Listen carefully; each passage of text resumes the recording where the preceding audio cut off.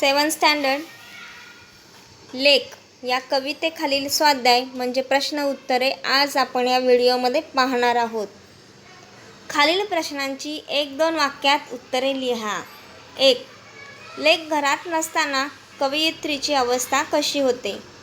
उत्तर: लेख घरी नसते तेव्हा कवयित्रीच्या मनात तिची अतोनात ओढ लागते. ती नसताना वेळ स्तब्ध होते आणि मन उदास होते. कवयित्रीने लेकीला बोलकी चिमणी का म्हटले आहे? उत्तर: कवयित्रीच्या घरात लेक घरभर हसत खेळत राहते. चिमणी जशी चिवचिव करत राहते तशी लेक सारखी बडबड करत असते. म्हणून कवयित्रीने लेकीला बोलकी चिमणी म्हटले आहे. कवितेतील लेक केव्हा रुसून बसते? उत्तर: कवयित्री जेव्हा लेकीला थोडीशी रागवते तेव्हा लेक रुसून बसते. खालील आकृत्या पूर्ण करा. कवयित्रीला जाणवलेली लेकीची विविध रूपे: तांबडे कुंदन, हिरवे गोंदन, हाडाचे चंदन, पाकळी, बोलकी चिमणी, झाडाची सावली.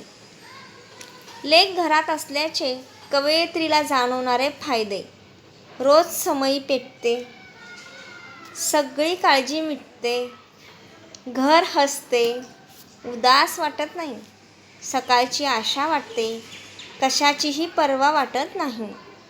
तुमची लाडकी ताई घरात नसली तर तुम्हाला काय वाटते ते थोडक्यात सांगा.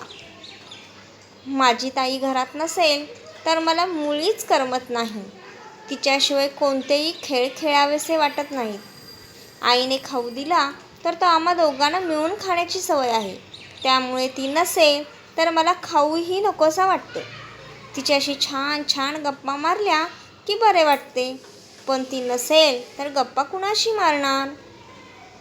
कवितेतील शेवट समान असणारे शब्द लिहा.